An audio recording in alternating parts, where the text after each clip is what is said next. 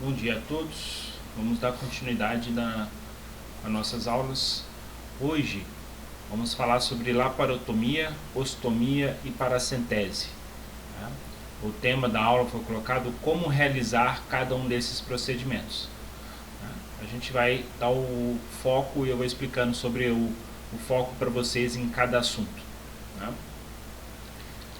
Então, como realizar laparotomias? Vai ser nosso primeiro tópico da aula.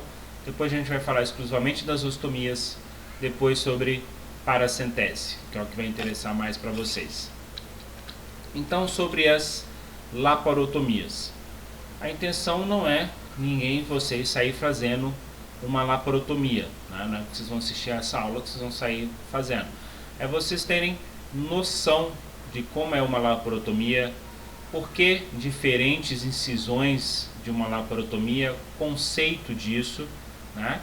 E vamos ver um vídeo de uma abertura da cavidade abdominal, porque vocês podem não estar fazendo, mas vocês vão auxiliar, principalmente se estiverem no pronto-socorro, na fase do estágio de urgência de vocês, o cirurgião precisa de um auxiliar.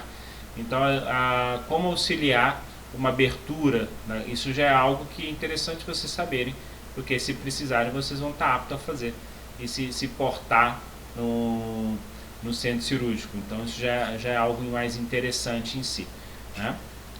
Então, laparotomia, o próprio nome já diz, né, do grego laparos, que é abdômen, e tomos, que é corte, né? Mas, a princípio, a definição não é só isso, né? Porque se a gente falar que toda abertura na cavidade é uma laparotomia, daqui a pouquinho a gente vai estar associando a quem uma pessoa que esfaqueou outra, né? Não, eu não esfaqueei ninguém, eu fiz uma laparotomia nela, né? Então não é bem assim. Então como vamos nos diferenciar disso, né? Diferenciar de uma facada qualquer? Então, por definição, a laparotomia, né, é uma abertura da cavidade abdominal com o intuito diagnóstico e o terapêutico, entendeu?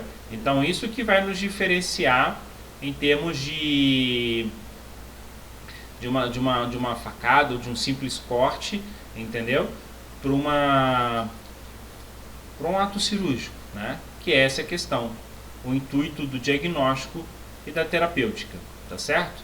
Então hoje, se você for definir uma laparotomia, não defina simplesmente como uma abertura de uma cavidade abdominal, tá? Então lembra, abertura com intuito diagnóstico e ou terapêutico, perfeito? Tá?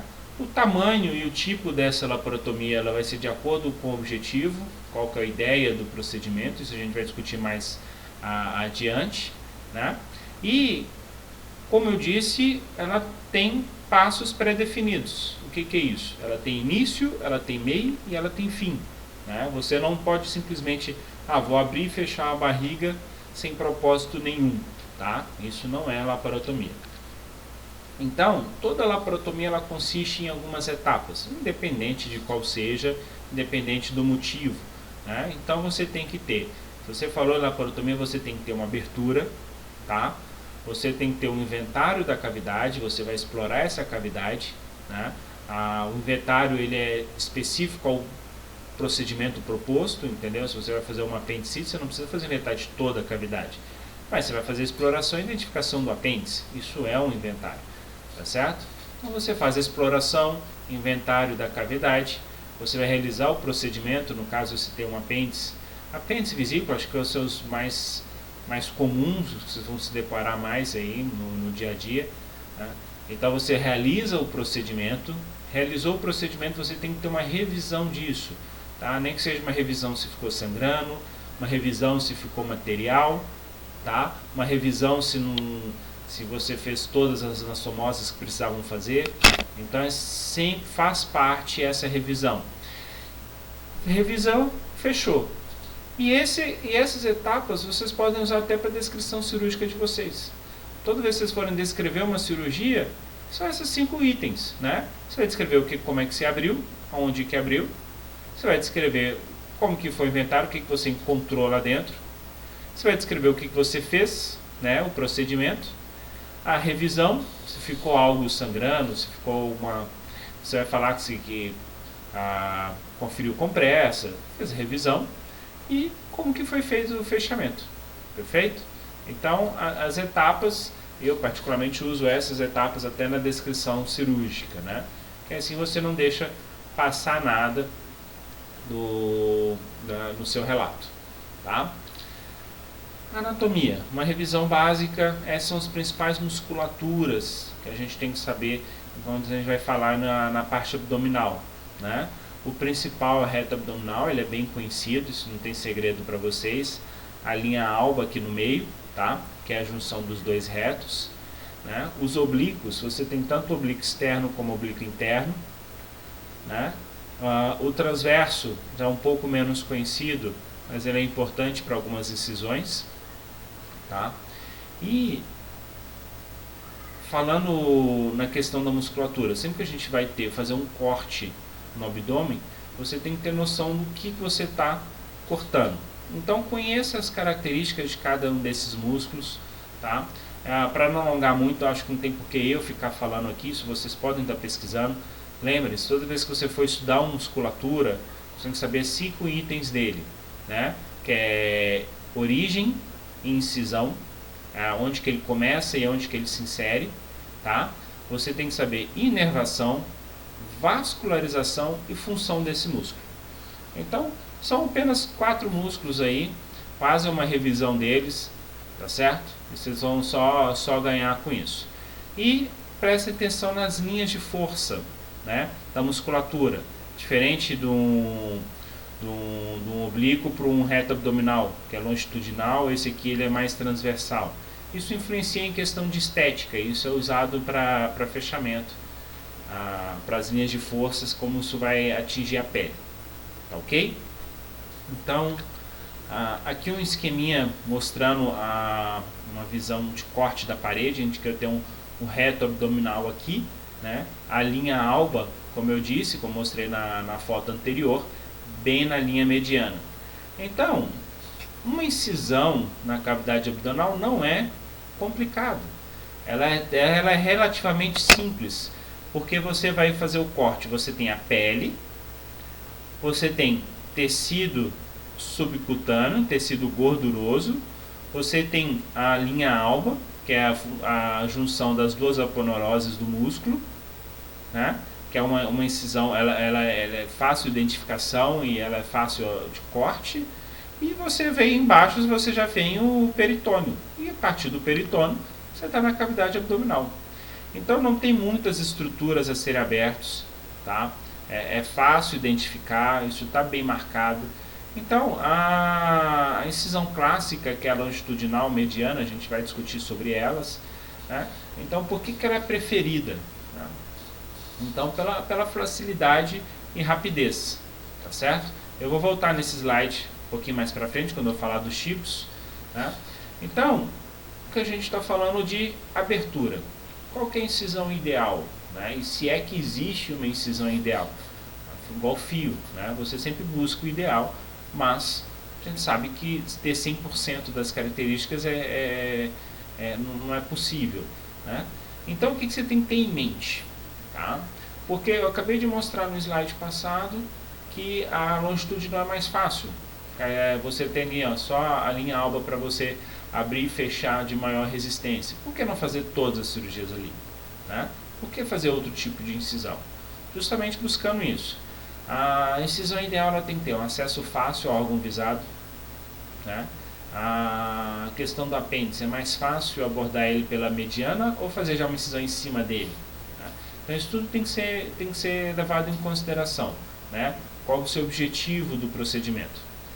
O tamanho do corte tem que ser um tamanho adequado, tá? Não adianta você fazer um corte menor e você criar dificuldades para o seu procedimento.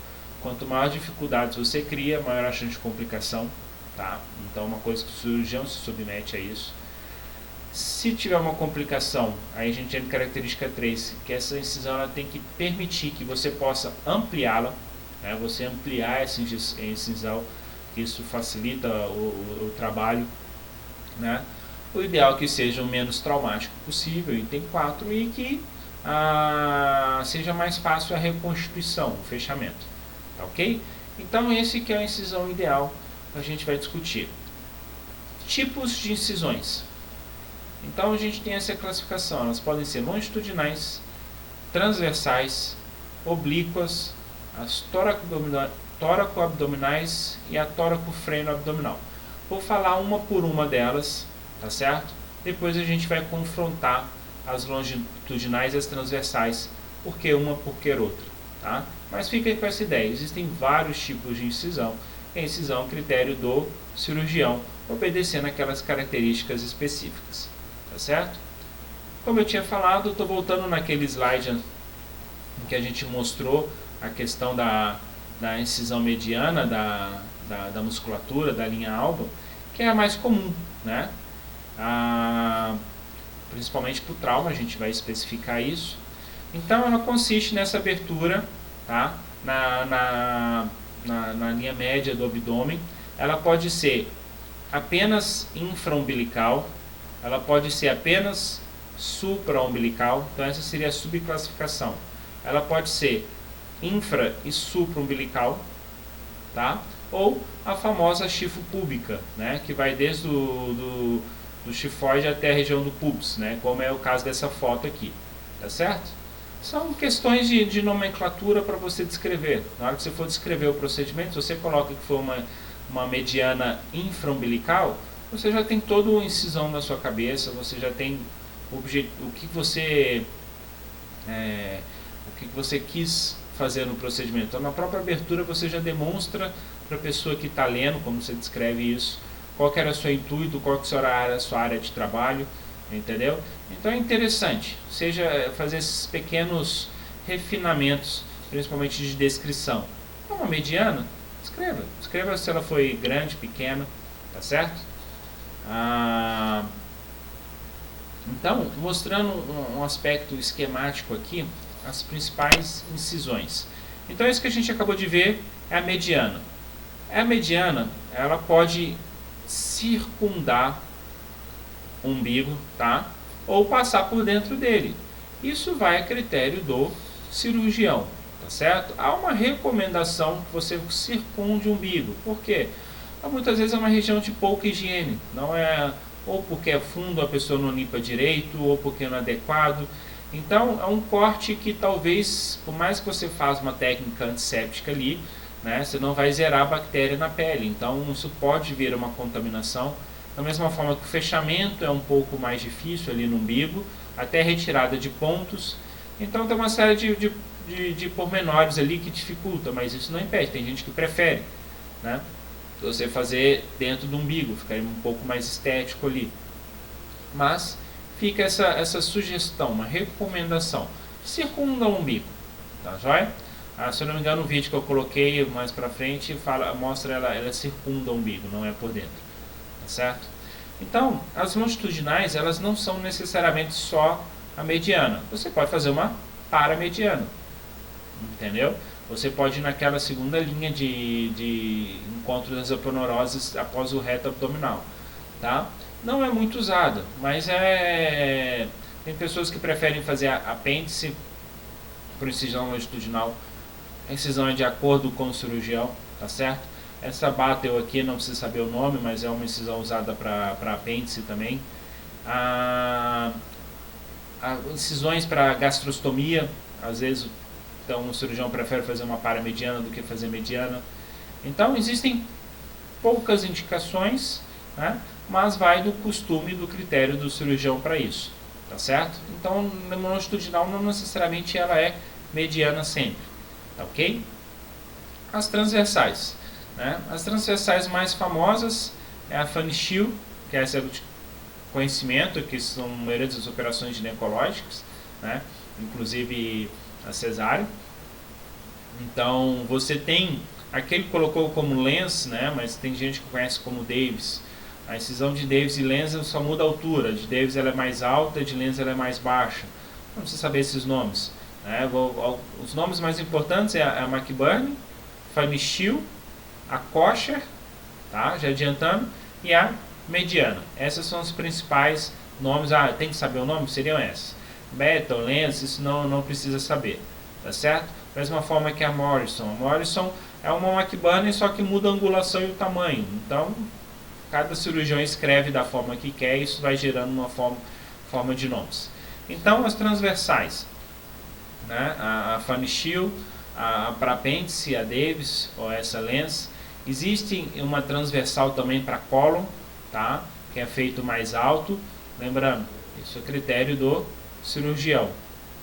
E as oblíquas, se ela não é longitudinal, se ela não é transversal, ela, consequentemente ela vai ser uma oblíqua. A mais famosa é a de Kocher, tá? Incisão de Kocher, que você facilita o seu acesso para a vesícula, vias biliares, né? Principalmente vias biliares ali para abordagem, tá, ok? E a McBurney para apendicite, que ela também é oblíqua, tá? Então essas são as principais incisões, né? Que é interesse saber e reconhecer, né? Você vai acompanhar um cirurgião, o cara está abrindo uma coisa louca, você não vai falar, opa, você está abrindo errado, né? Ou então de repente, ele vai fazer uma colectomia, ele vai fazer uma retirada de fazer uma ostomia, vai fazer uma colostomia, ele abre uma transversal. Aqui você vira e fala, mas você está doido? Você abriu errado, entendeu? Não cometam essa gafe no centro cirúrgico, tá certo? A incisão é de acordo com o cirurgião, tá bom? Então existem essas outras opções sim, tá certo? A tórax abdominal, tá? Não achei uma foto específica, mas o que seria? O mais comum dela, você está numa urgência, por exemplo, você está com sangramento, você está numa cirurgia abdominal e você precisa clampear a cava para parar esse sangramento. É mais fácil você clampear ela via torácica. Então você amplia a incisão de forma transversa para abordagem da cavidade torácica, tá? Isso aumenta o seu campo, né? E facilita você acessar, por exemplo, no exemplo que eu citei, você acessa e clampeia a cava mais rapidamente, né? Então você consegue parar uma vazão ou a questão da cava, não, da aorta, né? Então você consegue clampear grandes vasos ali com mais facilmente. Você clampeia uma aorta para poder parar um sangramento volumoso. Às vezes é necessário, você tem que ter esse conhecimento, né? É dia a dia? Não é o dia a dia, tá certo? Mas tem que saber que isso é uma ferramenta a ser utilizada, tá? E a tóraco-freno laparotomia. A diferença da tóraco-freno é freno derivado de diafragma, né? Então a gente está falando da abertura do diafragma. É diferente ali na tórax. Eu citei um exemplo que você vai abrir a parede torácica para abordar as estruturas dentro do tórax, mas não necessariamente você vai romper diafragma para isso. Agora existem incisões, a clássica delas para tóraco-freno é a abordagem da coluna, cirurgias ortopédicas, né? Então você tem uma cirurgia ortopédica normalmente em T10 a T12, em regiões de coluna torácica ali, que elas ficam exatamente na inserção do diafragma. Então, para você faz uma toractomia, você amplia para o abdômen e é feita uma abertura desse diafragma para você ter acesso. Normalmente o próprio cirurgião torácico que faz isso para a equipe ortopédica, né? Então não é uma coisa de urgência, é um procedimento mais eletivo, mas existe isso, tá? Existe isso, normalmente paciente com a posição de toractomia mesmo, é um paciente de decúbito lateral, né? Onde você faz a toractomia, amplia para o abdômen, ela não é nessa linha, ela é um pouco mais curva aqui para cima, tá? Mas quero só para dar uma noção de como que é feito. E a gente faz uma abertura circular desse diafragma para poder abordagem da coluna. Seria uma das indicações dela, tá? Mas é questões específicas, procedimentos eletivos, não vem muito ao caso, tá? Então, falamos sobre os tipos de incisões. Agora, as mais comuns: transversal e longitudinal. Quando fazer uma, quando fazer outra, né? E quais as peculiaridades de cada uma delas. Então vamos falar um pouquinho disso, tá? Sobre vantagens e desvantagens de cada uma. Então, começando pela longitudinal. Vantagem, ela é rápida. A gente viu isso na fotinha lá no esquema anatômico, né? Ela é rápida, né? Você consegue ter uma ampla abordagem da cavidade. Você pode fazer uma chifre pública ali e expor toda a cavidade, né? Você permite ampliação, você pode começar com uma incisão pequena ali, infraumbilical, e depois ampliar da forma que você precisar, né? Você faz ela na linha alba, então você não fica dissecando o músculo, tá certo? Pouco sangramento, porque você trabalha só com a epineurose, então normalmente musculatura que sangra, então você não vai na musculatura, então é menos sangue nesse tipo de incisão. Então ela é ótima para isso, tá? Como desvantagem, a estética dela é ruim, tá? Menor resistência, eu coloquei esse item 2 aqui, eu coloquei um asterisco proposital. Menor resistência não significa que é mais fraco, tá certo? Parede abdominal, uma pessoa sadia, ela é extremamente resistente, você tem um fechamento confiável, né? Lembrando que existem as hérnias. Na hérnia depende de uma série de fatores, não só a fragilidade muscular, mas isso envolve questão de tosse, estado nutricional do paciente, a questão de esforço, tosse no pós-operatório, né, que isso pode romper e formar hérnias, tá certo? Então ela tem menor resistência porque teoricamente é um fechamento apenas, tá? Você não fecha mais que uma musculatura, tá certo? E as lesões nervosas são mais comuns, tá? Então foque no que a gente viu aqui de vantagem e desvantagem da longitudinal, perfeito? Lembrando só a questão da inervação, que ramos eles são transversais, então qualquer incisão longitudinal ali há uma tendência a lesar mais nervo, tá certo? Então eu coloquei ali só para relembrar isso da parte anatômica. E vamos falar das transversais. Agora a gente inverte. O que era desvantagem na longitudinal passa a ser vantagem na transversal. E o que era vantagem para a longitudinal é desvantagem. Então elas são os opostos, tá? Então, na transversal, vantagem, ela é mais estética, tá? Teoricamente ela é mais resistente, porque você vai estar abrindo dois músculos, a gente viu ali na foto da anatomia, sempre dois músculos que você vai ter que abrir para poder abordagem, né? E ela, teoricamente, respeita a inervação, você tem um cuidado maior com a questão de inervação. O que é desvantagem para ela?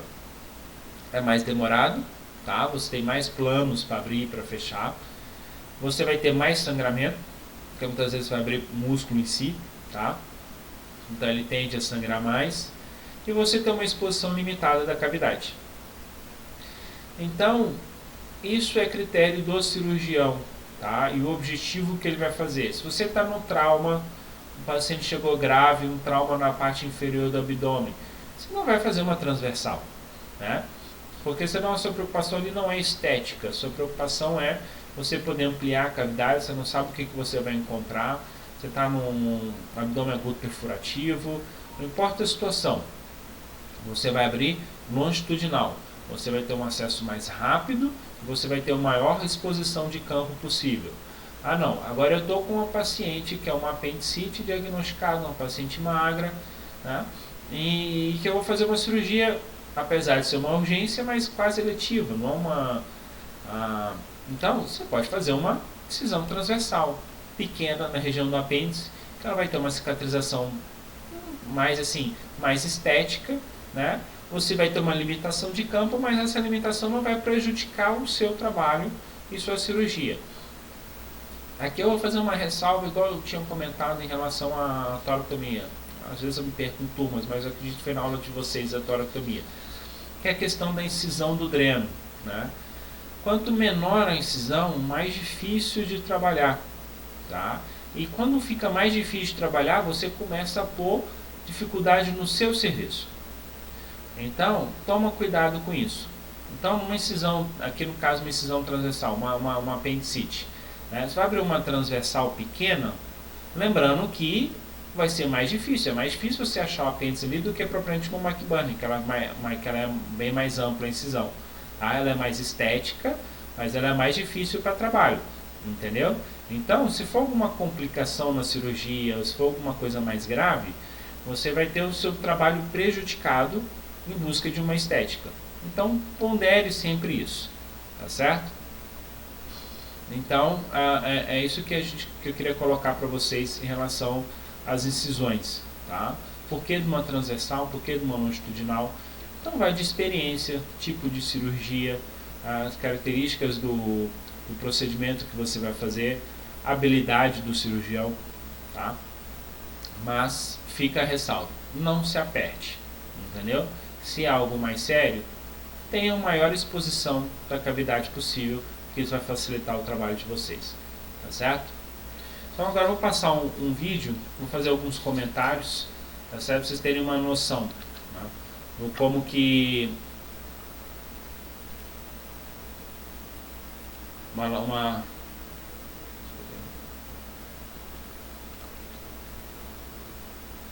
Então, a gente vai fazer uma mediana, tá certo?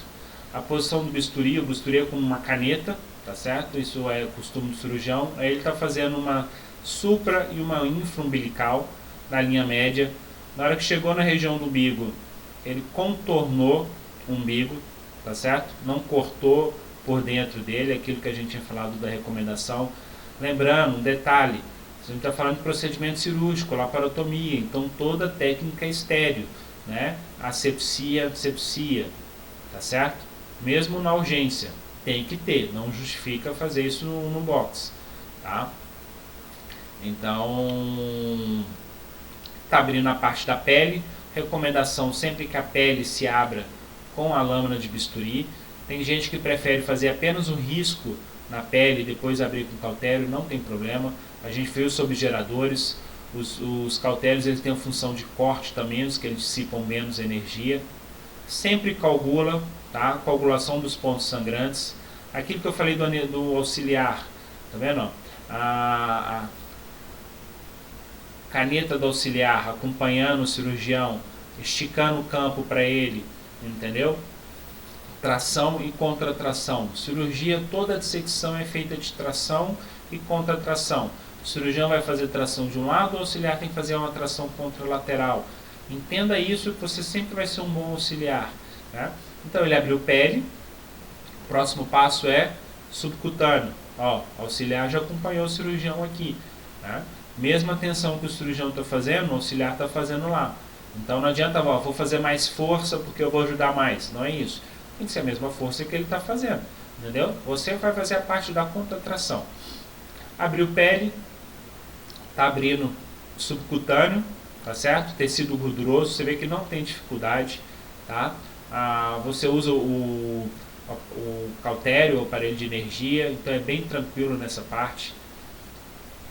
Ó, o cirurgião fez a pegada, o auxiliar faz a pegada igual do outro lado, tração contra tração, né? Ó, o auxiliar já pegou o afastador para que esses cantos não atrapalhem o cirurgião.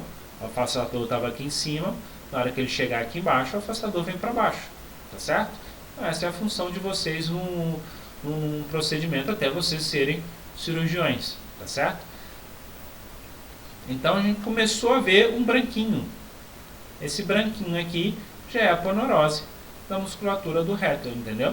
Então você tem as camadas que a gente viu no desenho. Tá, tirou minha imagem aqui.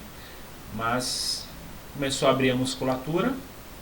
Ali ele está na linha média, na linha alba. Abriu a musculatura, você já começa a ver a cavidade propriamente dito. Tá? Então ele já abriu a cavidade ali. Você vai erguer para você não lesar nenhum órgão. Tá vendo? O peritônio aqui ele é fininho. E aqui você está abrindo a cavidade. Então aqui você tem pele, gordura, tecido subcutâneo, entendeu? Lembrando que aqui você tem outras faces também a serem estudadas, mas não são relevantes. Aqui a aponeurose. Então tá vendo como que é relativamente fácil, é tranquilo essa... Novamente o auxiliar fazendo, ó, o cirurgião fez a tração, o auxiliar vem e faz uma contratração de igual intensidade. Então você vê que ela é relativamente tranquila, ela é rápida. Isso aqui ele está fazendo como uma demonstração, uma abertura ele está fazendo de forma lenta, tá certo? Mas mesmo que fazendo de forma lenta, é rápido o acesso, ok? Então, só esse videozinho para demonstrar o que a gente falou na parte de laparotomias, tá certo? Vamos encerrar aqui as laparotomias. A gente já tem 30 minutos, acredito que vai mais uns 30 minutos para a gente estar terminando. Então, se quiserem dar uma pausa, próximo assunto agora são as ostomias. Então, como realizar a ostomia? A ostomia já é um procedimento mais específico, tá? Então, vocês não vão sair daqui sabendo fazer ostomia.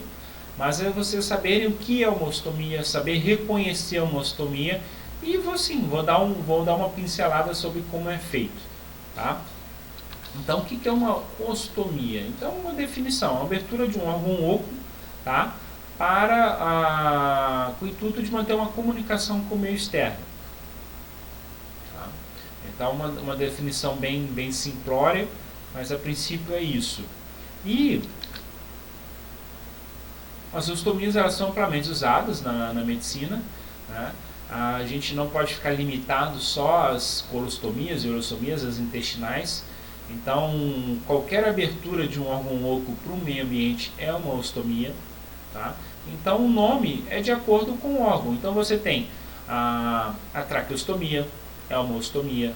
Você tem a esôfagostomia, que é você exteriorizar o esôfago no pescoço, tá? Em alguns casos. Você tem a colostomia e a ileostomia, que são as mais comuns. A gastrostomia para alimentação é uma ostomia também, tá? A cistostomia, a uretrostomia, colecistostomia, que é da vesícula. Então, você tem qualquer abertura, como que é uma ostomia, tá? Então, tem esse noção, né? Por que eles recebem esse nome e qual é o intuito disso.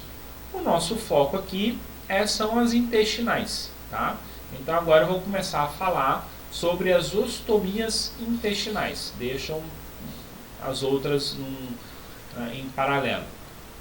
Então, as intestinais, elas possuem 3 classificações. Coisa bem básica, nada não é muito criterioso em si, que é características físicas mesmo, né? Quanto à exteriorização. A exteriorização. A gente vou mostrar nas fotos como é que fica essas ostomias na parede abdominal. E elas podem ter uma única boca, né? Ou você pode colocar as 2 bocas para fora. Então, de acordo com isso, ela vai ser terminal, ela vai ser em alça ou bocas separadas. A gente vai mostrar para vocês nas imagens como que é cada uma delas, tá certo? Então, é a classificação de acordo com o que você vê mesmo, né? A permanência, se ela é temporária ou definitiva, tá? Nenhum segredo quanto a isso.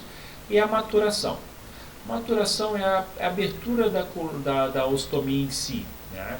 Existem alguns casos, pouco usado hoje, como que é feita essa abertura? Você terminou a cirurgia, você exterioriza a alça, né, na região onde vai fazer ela vai fixar ali na pele, na musculatura, você exterioriza ela, você fecha todo o paciente, depois que você terminou, fechou a pele, aí que você vai maturar, que você vai abrir essa ostomia.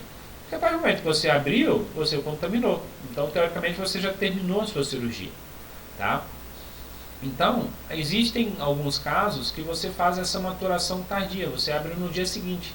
Então, você terminou a cirurgia, você fechou a pele e no lugar onde vai virar uma colostomia, por exemplo, você está só a alça do intestino para fora, entendeu? Aí no dia seguinte você volta lá e abre e fixa a colostomia. Então isso seria uma maturação tardia, né? Então é só para ter esse conhecimento que é possível isso, tá? Alguns procedimentos bem específicos, né? Então não necessariamente mais comum para colo, né? A colostomia ela vai ser aberta naquele tempo cirúrgico, entendeu? Ela pode ser feita depois, né? Ou, por exemplo, você está com um paciente pronto-socorro, um paciente grave, instável, e que você tem que fazer a cirurgia mais rápida possível, entendeu? Você abriu, o paciente piorou, você deixa ali, faz a abertura no segundo momento, tá? Isso é possível, tá certo? Quando se fazer uma ostomia, tá? As indicações. A mais comum, obstrução. Então você tem uma neoplasia, ela está obstruindo, tá? Então você vai ter que fazer uma ostomia naquilo ali para poder desobstruir, seria um exemplo. né? No trauma, você tem acidentes, vamos citar aí o nosso presidente, entendeu? Que levou uma facada, então você teve uma laceração extensa, então eles fizeram uma ostomia para proteger essa sutura que eles fizeram. Muitas vezes no trauma você faz contusão intestinal e a parede ela não fica muito, que a gente fala, ela não está tão viável, ela não está, a vascularização dela ela tem um aspecto um pouco isquêmico, então muitas vezes você fica na dúvida se a sua cicatrização ela vai ser eficaz ou não. Então, como proteção, você faz uma ostomia, tá certo? As perfurações, própria caso oncológico ou qualquer outro tipo de perfuração, você muitas vezes tem necessidade de exteriorizar isso, tá certo? Fístulas, tratamento de fístulas anais, fístulas perianais, o próprio, fugiu o nome, Fournier, que são infecções grandes na região perianal, em que ali o paciente vai no banheiro, evacua, né, ou muitas vezes acamado, não vai no banheiro, mas ele evacua, contamina toda a ferida. Então aí fica difícil você cuidar de uma ferida que está sempre sendo contaminada. Então muitas vezes tem que fazer uma colostomia para que não saia fezes na região da ferida. Então isso quer dizer, você não tem problema intestinal nenhum, mas você vai fazer uma colostomia para poder proteger um tratamento ali, uma ferida perianal, entendeu? Então tá indicado. Então as indicações são muitas, são diversas, tá certo? Então isso que a gente citou.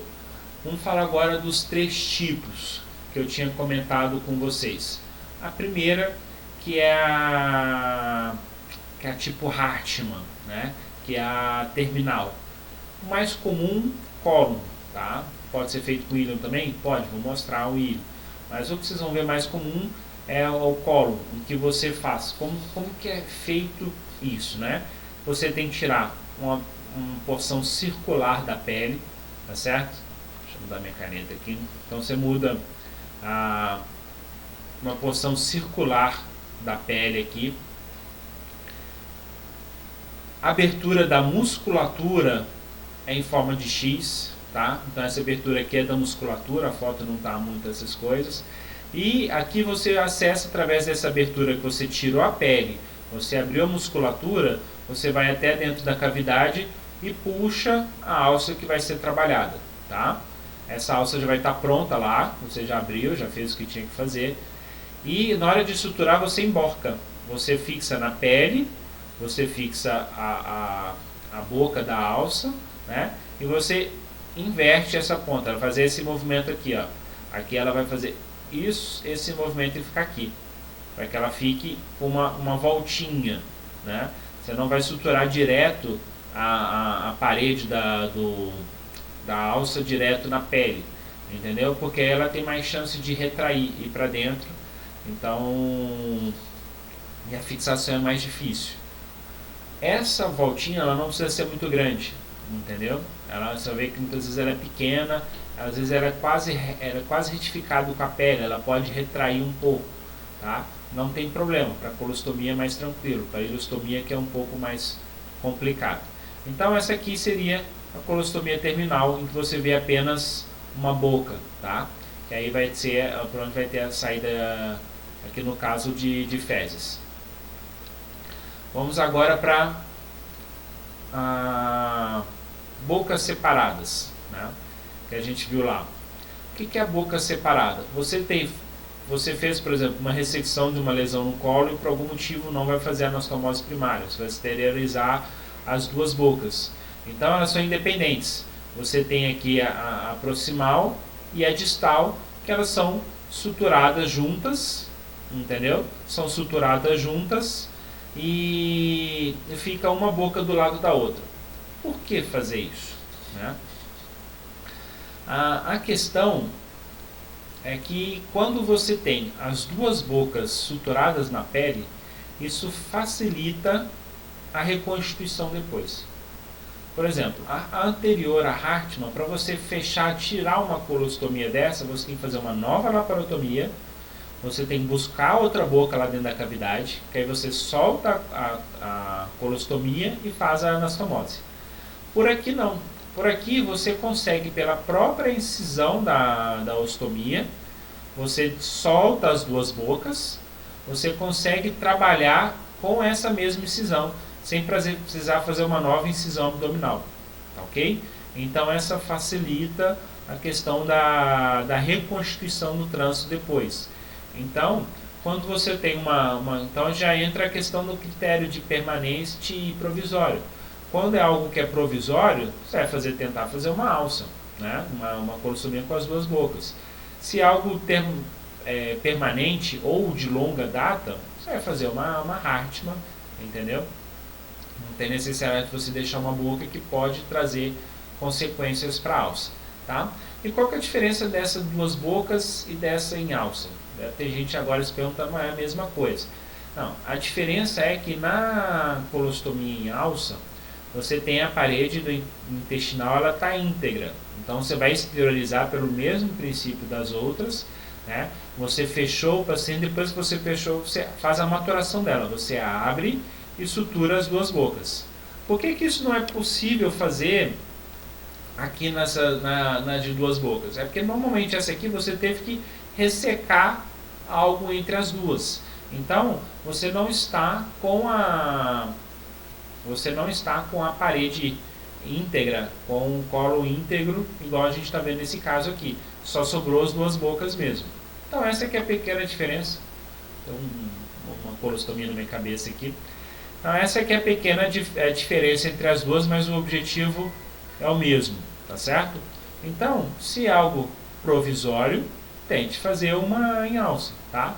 Facilita a reconstituição do trânsito depois, tá certo? Continuando. Agora as ileostomias. As ileostomias, elas são feitas da mesma forma, entendeu? A princípio físico é o mesmo. A diferença é, nota o comprimento de ilho que você vai colocar para fora. Por quê? Porque essa envergadura que eu tinha falado, aquele movimento circular para emborcar a ponta, ele tem que ficar bem feito, tá certo? Senão isso vai corroer pele, isso é uma série de complicações associadas. Então você tem que ter um campo maior para poder fazer essa envergadura aqui, tá? Então na ileostomia isso é mais importante. E muito pouco usado, mas é possível também. Você pode fazer a ileostomia em alça, tá certo? Particularmente nunca vi, né? Mas é possível, tá certo? Então, entenda o que é uma ostomia, entenda por que de colocar aquilo ali para fora, tá certo?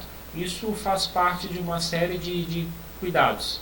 A gente citou a questão do tratamento de Fournier para fazer uma colostomia. Às vezes você fez uma cirurgia muito extensa e prolongada, que talvez a cicatrização não fique adequada, um paciente com uma desnutrição ruim, então você faz uma colostomia para que não vá um tipo de conteúdo para aquela anastomose, para ela não fistulizar. Então é uma segurança, tá? É uma segurança, não é um dreno, mas tem uma funcionalidade às vezes semelhante. Tá ok? Terminando essa parte de ostomias, vamos para paracentese, né? Então, próximo nosso tema, paracentese. O que é uma paracentese? Paracentese é a retirada de fluido, tá? De uma cavidade, característica da cavidade abdominal, através de uma punção, tá ok? Então essa que é a definição.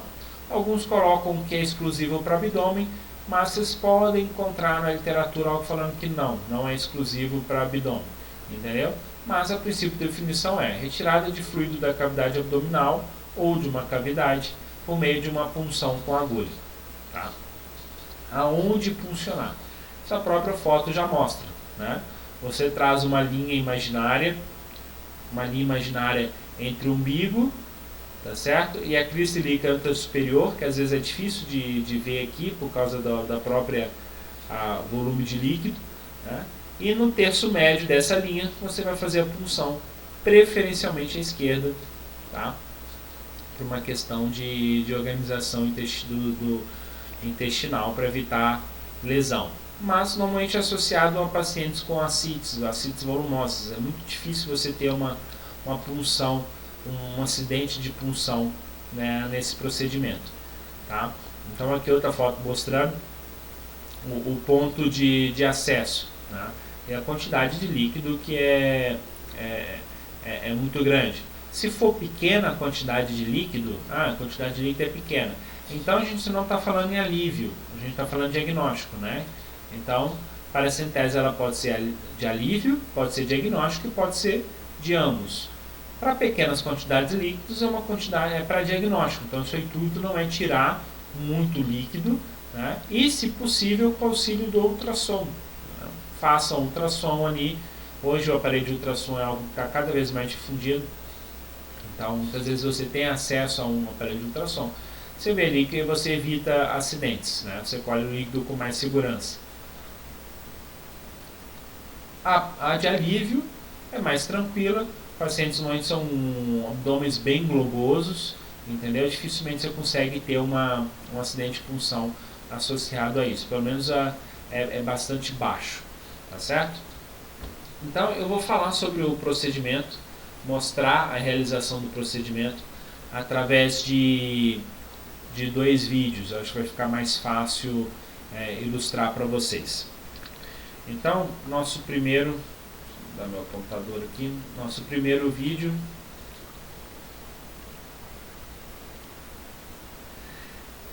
Faça anestesia na pele, tá? Você marcou a incisão, faça um botão, esse é o famoso botão anestésico que é na pele. Infiltra devagar, você vai poder pegar todas as camadas, tá certo? Até atingir a cavidade onde vai vir a questão do líquido, né? Veio a cavidade, recua um pouquinho, injeta uma quantidade maior de líquido, tá certo? Fez a anestésico, você vem com uma agulha. Aqui no caso ele está usando técnica de Seldinger, que você passa um catéter acompanhado com guia, né? Mas no nosso meio eu vou mostrar. O que é importante? Você tem a incisão na pele e a incisão no peritônio, no abdômen. É interessante que elas não sejam na mesma linha, tá? Se você não consegue entrar envezado, você pode o quê? Puxar a pele para baixo, para que quando você faça uma incisão reta, que é mais fácil, na hora que você soltar a pele, a incisão vai ficar aqui em cima, então não fica no mesmo fio. Normalmente são pacientes magros, então se você faz uma incisão reta, isso vai ficar vazando líquido depois, entendeu? Vai ficar vazando líquido, você abre uma porta de entrada para infecções, então se possível evitar. Feita a anestesia, entrou com a agulha, você retira o líquido propriamente dito, tá certo? Então, aqui é um vídeo bem tranquilo, bem ilustrativo, mas que mostra o ideal, tá? O que é o ideal que a gente está discutindo? Você está vendo campos estéreis, tá? Campos estéreis aqui, o procedimento com luva estéreo, tá certo?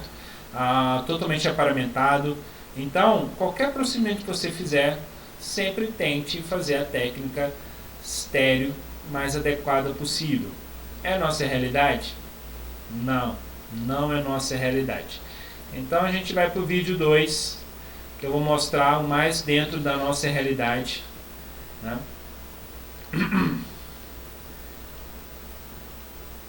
Então, é isso aqui que você vai ver lá no pronto-socorro.